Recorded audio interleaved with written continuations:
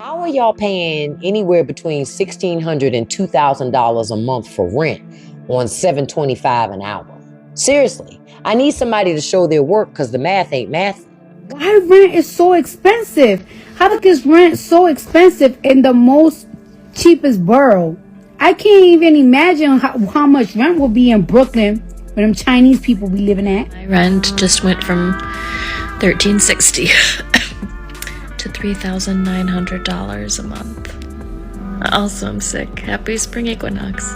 People are charging $1,000 a month to rent rooms in their home. I've been homeless on and off since I was about 16. My mom was in a critical health condition and couldn't really take care of us, so I had to live with my stepdad. He made me pay rent even though I didn't even have a room, you know? The U.S. housing market is facing a severe affordable housing shortage, creating an unprecedented homeless crisis where thousands of working people simply can't rent houses.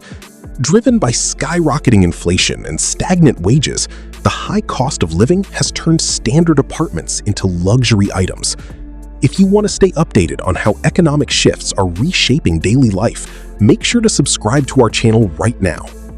Faced with an impossibly tight market, a massive wave of newly homeless people are now living in cars, vans, and RVs just to survive. This invisible pocket of vehicle homelessness is no longer isolated to major urban areas. It is rapidly expanding across suburban and rural America. Many of these individuals work full-time, but are completely priced out by corporate rent hikes. If you find these eye-opening deep dives valuable, please subscribe to support our work. Ultimately, until local zoning laws loosen and federal support scales up, the vehicle will remain the final, desperate refuge for thousands of displaced Americans. Charmaine, and I've lived in my car for almost a year, and this is my weekly routine on how I clean my car and get it set back up to sleep in. To say I never thought I would be in this situation is an understatement. But when I tell you that living in your car is so humbling, and honestly I feel like in a good way, because I realize in this journey that I don't need half of the things that I thought I needed, and that is just a refreshing. I've been homeless on and off since I was about 16. My mom was in a critical health condition and couldn't really take care of us, so I had to live with my stepdad. He made me pay rent even though I didn't even have a room, you know? And he would kick me out randomly when he would drink and stuff like that. I would just kind of not know where to go, and eventually it gets to the point where you just don't want to come back anymore, you know? I'm 19. I'm just making it by here, I guess. There's a lot of uncertainty. Just dealing with today is how you kind of get by. Because when you're going day by day, it starts becoming more of a here and now, what I gain right now, instead of what's going to be good in the long run, what's going to help me get somewhere, you know what I mean? Well, I've been trying to get into housing since day one, pretty much. There's an outreach called Youth Care for 18 to 25-year-olds. I was working with the counselor there for like months. I thought I was on the waiting list, and then recently I found out that he doesn't even work there anymore, and that I have to go to a different place to find housing, like counseling at all. And the waiting list, if you do get on it, it's like 2 years.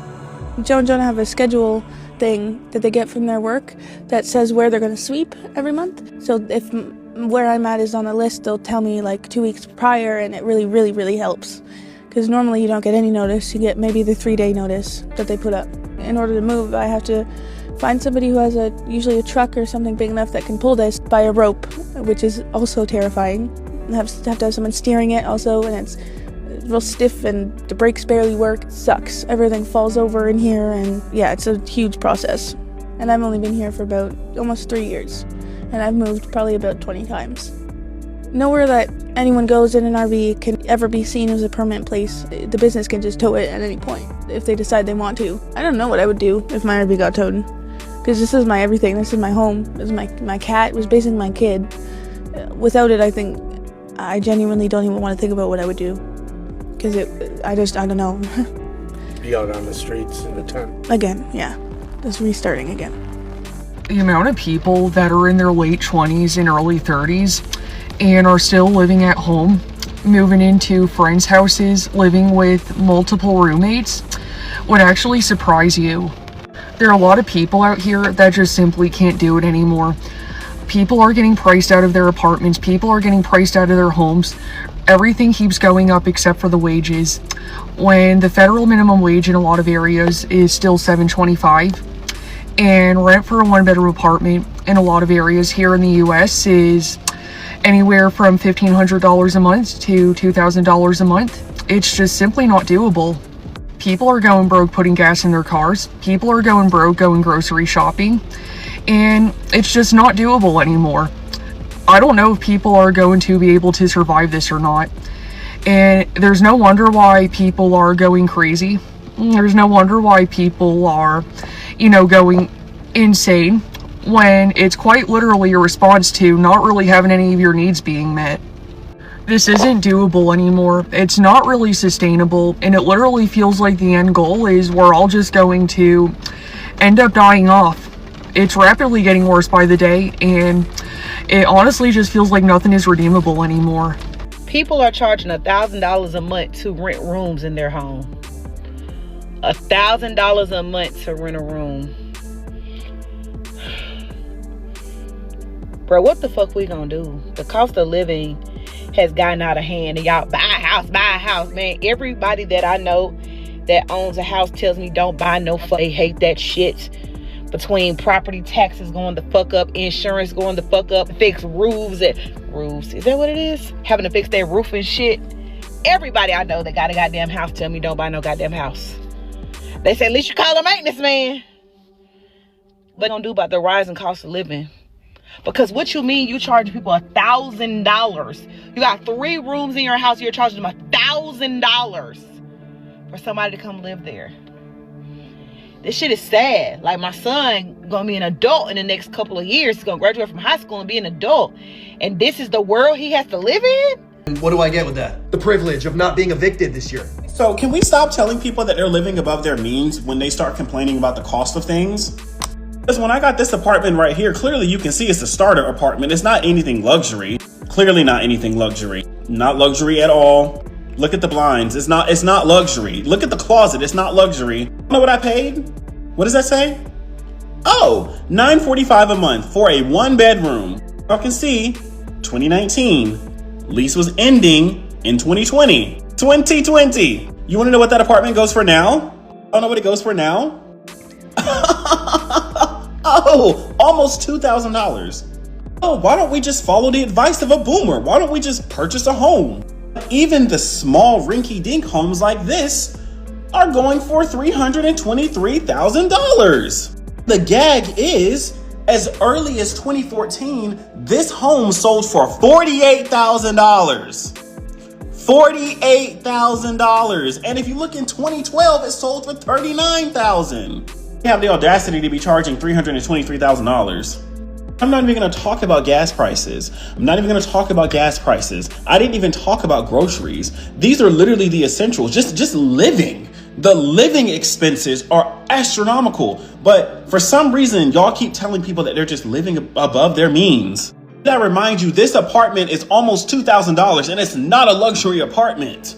Y'all want to hop into the comment section talking about, oh, well, I found an apartment that was $700 a month. Yeah, and as soon as you click on the reviews, you see roach infestation, rodent infestation, guns, shooting, weed, all of these things.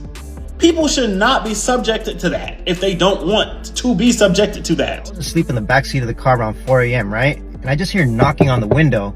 I'm half asleep looking around like, is that security or am I tripping?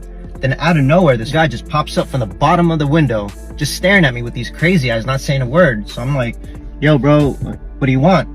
And he's not saying anything. He's just staring at me with one hand inside his pocket. A younger me, I would have jumped out and confronted him. But nowadays, some shit just ain't worth your life, man. I literally don't understand why I live in this city. I make about $175,000 a year and have an insane equity plan. Yet it's still impossible to live anywhere here affordably. And so literally, so let me just like kind of break this out. I have this all like written out. So in total, I make about $175,000 per year, and net of tax, that's probably around like 10 grand a month. And so this is what I spend literally just to exist. Flights and travel is around $1,500 a month. I blame that on weddings mostly, and I'm from the Midwest.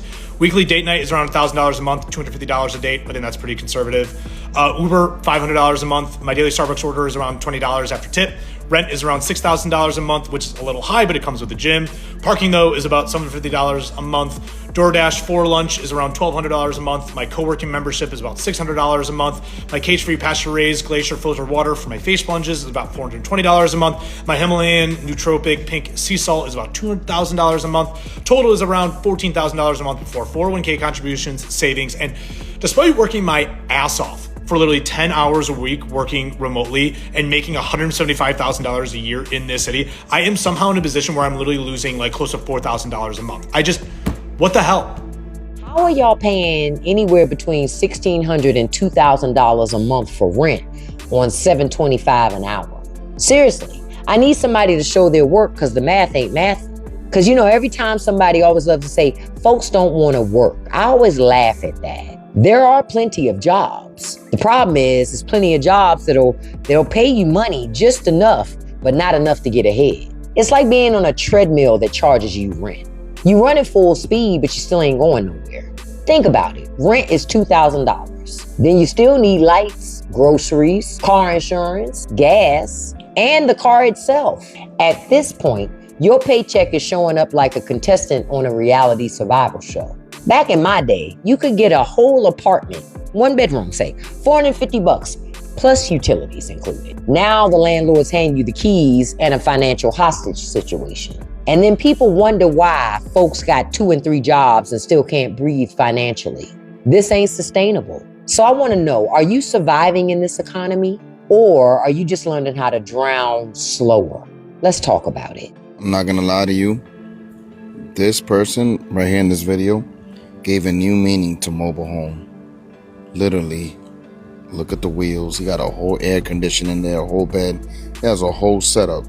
It's like I said the other day, New York City rent is sky high right now. People are doing what they can to survive, and this is one of the things that they're doing, improvising on the way they live.